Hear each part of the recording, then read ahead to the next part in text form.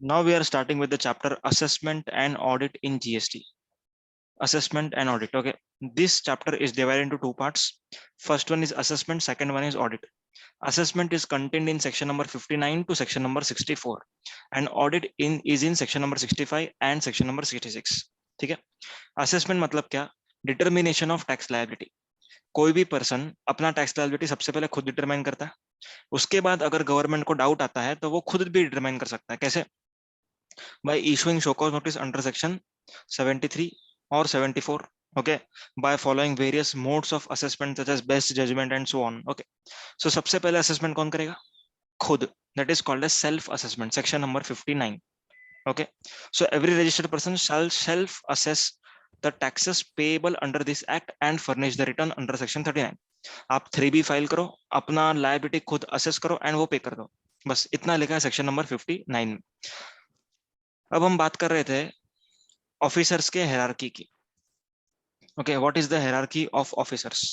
ये very important है, ये आप लोग को बाहर करनी होगी, क्योंकि ये जो हायरार्की ना, इसका हम लोग जिक्र बार बार करेंगे. असेसमेंट एंड ऑडिट में, डिमांड रिकवरी में, अपील्स रिवीजन में, हर जगह पर ये हायरार्की काम आएगी. ओके, सबसे लोवेस्ट लेवल ऑफ अथॉरिटी होता है सुपरिटेंडेंट. कौन होता है? सुपरिटेंडेंट. सुपरिटेंडेंट के ऊपर होता है असिस्टेंट कमिश्नर, उसके ऊपर होता है deputy commissioner. Okay, assistant commissioner and deputy commissioner का जो पावर्स होता है वो लगभग सेम ही होता है. ओके, एक आधा ऊपर नीचे, लेकिन दोनों के पावर सेम होते हैं, तो दोनों जन को अपने को साथ में पढ़ना है. So superintendent, then ACDC, that is assistant commissioner and deputy commissioner. उसके ऊपर joint commissioner and additional commissioner, joint commissioner and additional commissioner. उसके ऊपर कमिश्नर, उसके ऊपर principal commissioner, then it is chief commissioner and then it is principal chief commissioner. समझ में? तो तुम लोग को ये सबसे पहले याद रखना है. Okay, SAD, sad, superintendent, assistant commissioner, deputy commissioner. ठीक है, superintendent is the lowest authority, उसके ऊपर ACDC, उसके ऊपर joint commissioner, additional commissioner. Okay, उसके ऊपर एकदम सिंपल हो जाता है, कमिश्नर, फिर principal commissioner, chief commissioner, principal, chief commissioner, खत्म. ये हायरार्की आप लोग को याद रखनी होगी, क्योंकि आगे जाकर के हम लोग इसका बहुत यूज करेंगे. समझ में आया? चलो, अब हम बात करते हैं सेक्शन नंबर 60 की, which is very important section, that is provisional assessment. If a registered person, or we can say a taxable person, is unable to determine rate of tax or value of supply. क्या दो चीजें हैं? Rate of tax और value of supply. If the person is unable to determine rate of tax or value of supply, he can apply for provisional assessment. किसके लिए apply कर सकता है वो? प्रोविजनल असेसमेंट के लिए अप्लाई कर सकता है. ओके, सो प्रोविजनल असेसमेंट के लिए वो जब अप्लाई करेगा, ओके, उसके एप्लीकेशन के 90 डेज के अंदर अंदर प्रोविजनल असेसमेंट ऑर्डर पास करना पड़ेगा. ठीक है, ऑफिसर जो होगा उसको प्रोविजनल असेसमेंट ऑर्डर पास करना पड़ेगा with in 90 days from application. मैंने अप्लाई किया, उसके 90 डेज में क्या आएगा? Provisional assessment order in this form number not important, आप याद मत रखो उसको. ठीक है, प्रोविजनल असेसमेंट ऑर्डर कम्युनिकेट होने के बाद से लेकर के 6 मंथ्स के अंदर अंदर आपको फाइनल असेसमेंट ऑर्डर दिया जाएगा. ओके, सो आप अप्लाई करो, एप्लीकेशन के 90 डेज के अंदर क्या होगा? प्रोविजनल असेसमेंट ऑर्डर पास होगा. प्रोविजनल असेसमेंट ऑर्डर कम्युनिकेट होने के बाद से 6 मंथ्स के अंदर अंदर, ओके, 6 मंथ्स के अंदर अंदर क्या होगा? फाइनल असेसमेंट ऑर्डर पास होगा. ये जो 6 मंथ्स का टाइम लिमिट है, it can be further extended by 6 months. कौन एक्सटेंड कर सकता है? जॉइंट कमिश्नर, एडिशनल कमिश्नर 6 महीने से एक्सटेंड कर सकता है. ओके, उसके ऊपर का हायरार्की कौन होता है? Commissioner. So commissioner can extend this 6 months by 4 years. समझ में आया? सो छोटा level of authority come time extend कर सकता है, बड़ा लेवल ऑफ अथॉरिटी ज्यादा एक्सटेंड कर सकता है. समझ में आया? ओके, तो हमें एप्लीकेशन करना होगा. एप्लीकेशन के 90 डेज में प्रोविजनल असेसमेंट ऑर्डर मिलेगा. ऑर्डर कम्युनिकेट होने के 6 मंथ्स के अंदर अंदर क्या होगा? 6 मंथ के अंदर अंदर अपने को फाइनल असेसमेंट ऑर्डर दिया जाएगा. ओके,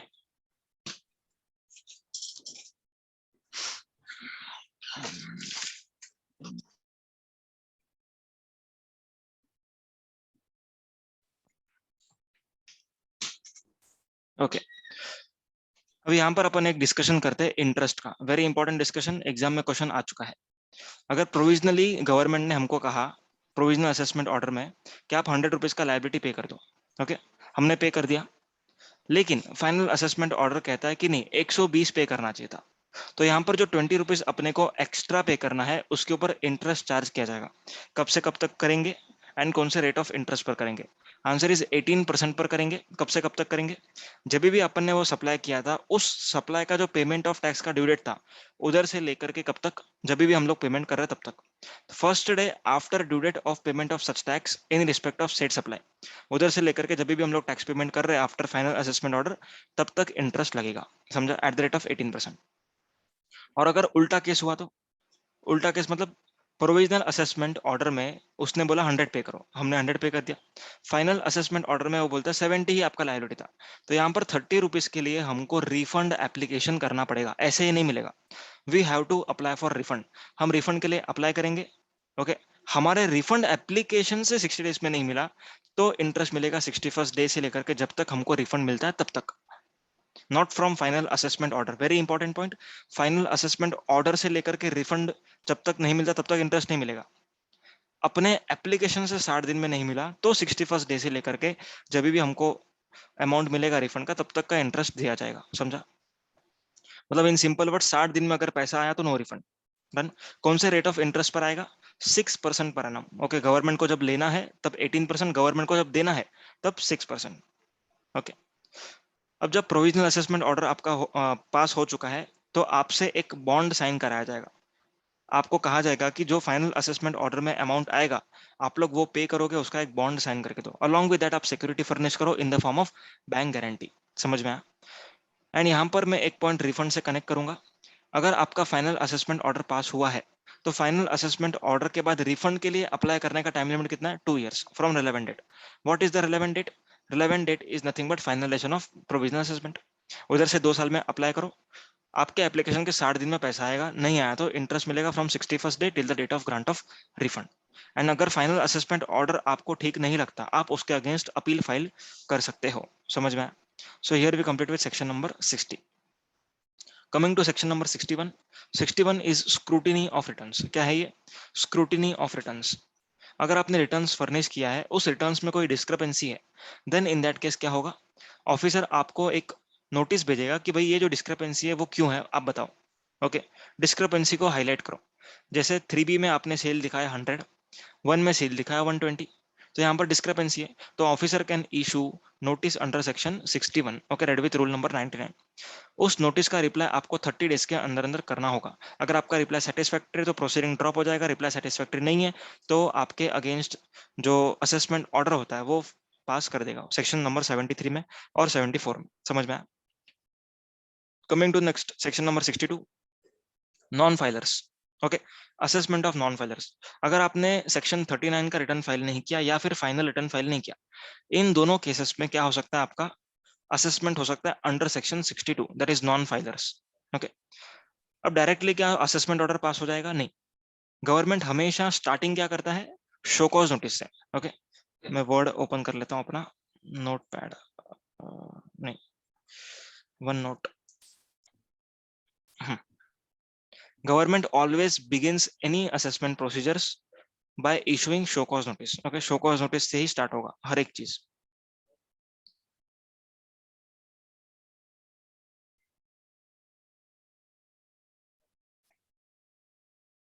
ओके, सबसे पहले आता है शो कॉज नोटिस।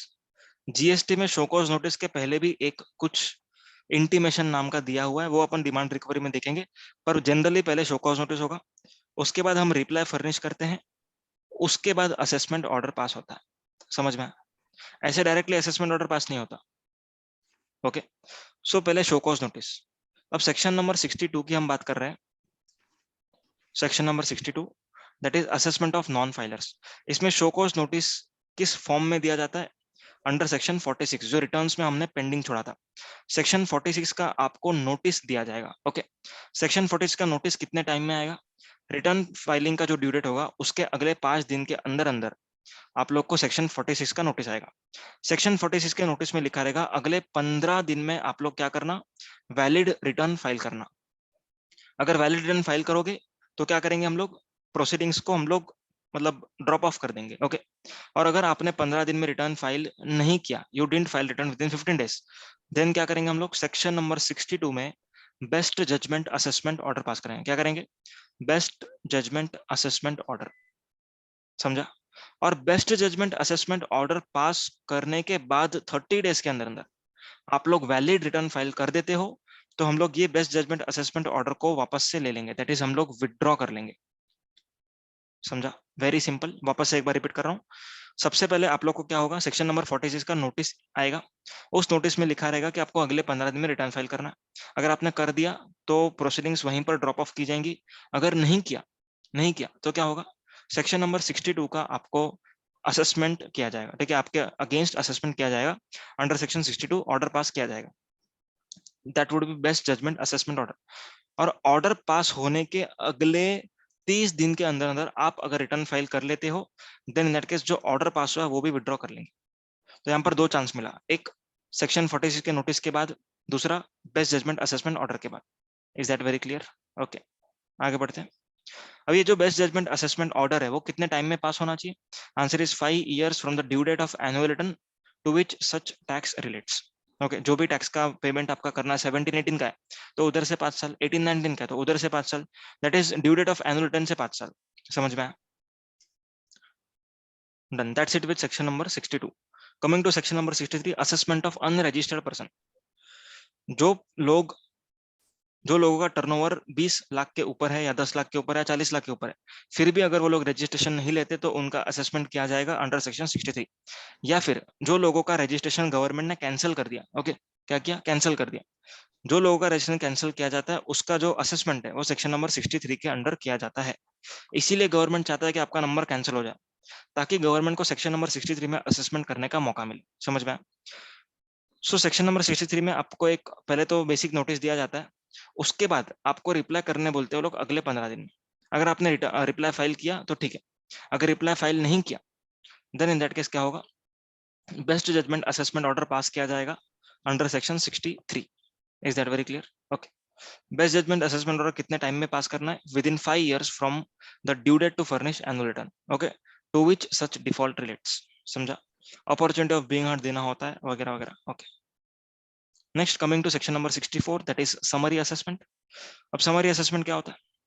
अगर ऑफिसर के पास एक एविडेंस है कि अगर हमने अभी स्टेप नहीं लिया तो आप लोग चले जाओगे, इंडिया के बाहर जाओगे, या फिर आप लोग कुछ भी ऐसा कर लोगे, ओके, सो बेटर है कि आज के आज असेसमेंट ऑर्डर पास होना चाहिए।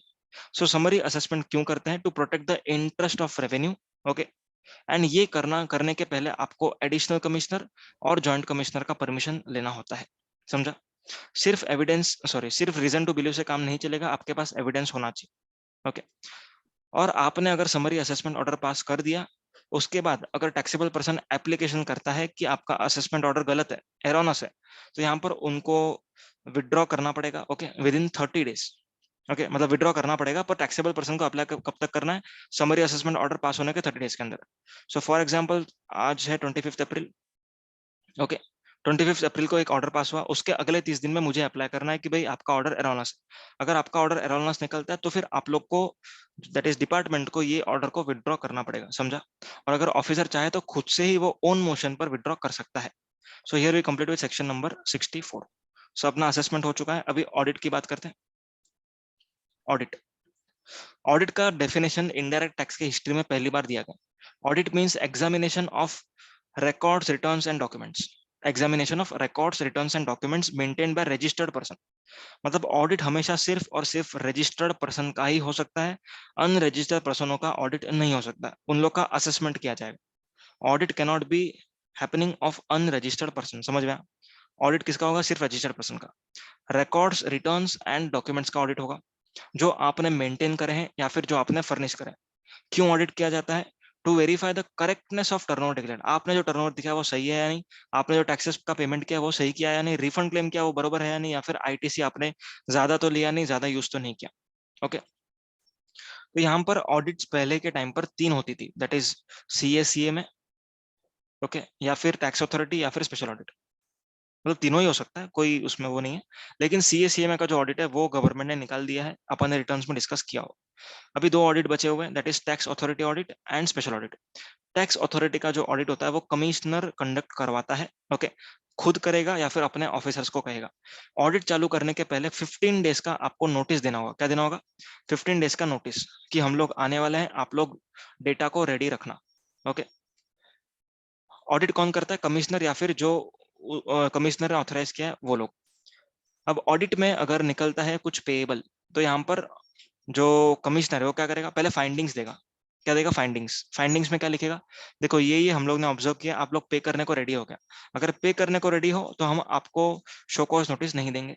अगर आप पे करने को रेडी नहीं हो तो हम शो कॉज नोटिस देंगे, आप रिप्लाई फर्निश करना, फिर हम ऑर्डर पास करेंगे, फिर आप अपील में जा सकते हो। समझ में? तो सबसे पहले फाइंडिंग्स दी जाती है।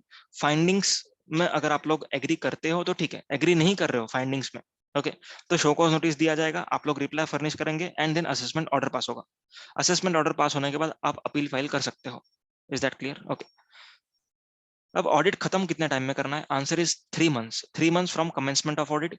कमेंसमेंट ऑफ ऑडिट का मतलब क्या है? जो दिन आपने उसको बुक्स ऑफ अकाउंट दिया या फिर आपके जगह पर ऑडिट स्टार्ट हुआ, विच एवर इज लेटर।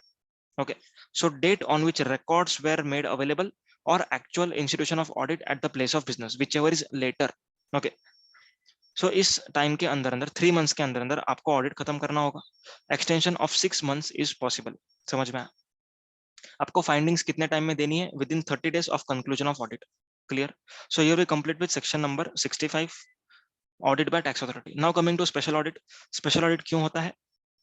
अगर कोई टैक्सेबल पर्सन का रिकॉर्ड्स बहुत ही ज्यादा वॉल्यूमिनस है, बहुत कॉम्प्लिकेटेड है, तो यहाँ पर ऑफिसर से नहीं संभलेगा वो। इसीलिए ऑफिसर क्या करता है? सीए सीएमए को अपॉइंट करता है, नॉमिनेट करता है। ठीक है, कौन नॉमिनेट करता है? कमिश्नर। ओके, कमिश्नर नॉमिनेट करेगा एंड वही सीए सीएमए से ऑडिट कराया जाएगा। ओके, किसका ऑडिट कराएंगे अपन? रजिस्टर्ड पर्सन का। समझा? पर वो जो सीए सीएमए है वो डिपार्टमेंट के साइड से काम कर रहा है, आपके साइड से नहीं, डिपार्टमेंट के साइड से। समझ में? सो स्पेशल ऑडिट के लिए कौन कह सकता है? Answer is anyone not below assistant commissioner. तो अभी असिस्टेंट कमिश्नर के ऊपर कौन होता है बताओ? सुपरिटेंडेंट यहाँ पर है, एसी डीसी यहाँ पर है, जेसी एसी यहाँ पर है, यहाँ पर कमिश्नर है। ओके, तो यहाँ पर क्या बोलते हैं लोग? असिस्टेंट कमिश्नर के ऊपर, मतलब इस स्टेज के ऊपर। सो इन दोनों में से कोई भी ऑर्डर कर सकता है। Okay, principal commissioner generally execution में पार्टिसिपेट नहीं करते। ओके, उनका काम बहुत बड़े लेवल का होता है, वो लोग एग्जीक्यूशन में नहीं जाते। सो कमिश्नर या फिर जॉइंट कमिश्नर या फिर एडिशनल कमिश्नर, इन तीनों में से ही कोई ऑर्डर करेगा स्पेशल ऑडिट के लिए। ओके, अब जो सीए में ऑडिट करेंगे उसमें अगर पेएबल निकलता है, ओके, एंड अगर असेसी पे करने को रेडी नहीं है, तो सेक्शन नंबर 73 या फिर 74 के तहत आपके ऊपर शो कॉज नोटिस इशू किया जाएगा। आपको रिप्लाई फर्निश करना है and then assessment order pass करेंगे। ऑडिट कितने टाइम में खत्म करना है सीए को? With in 90 days from commencement of audit. Okay, 90 days का एक्सटेंशन पॉसिबल है। अगर हम सेक्शन 65 की बात करें, 3 मंथ्स में खत्म करना था, 6 मंथ्स का एक्सटेंशन पॉसिबल था। 66 की बात करें तो 90 डेज में खत्म करना है एंड 90 डेज का एक्सटेंशन पॉसिबल। समझ में? जो भी सीए का खर्चा होगा वो डिपार्टमेंट बेयर करेगा, कमिश्नर बेयर करेगा। समझ में? That's it with section number 66 and here we complete with assessment and audit.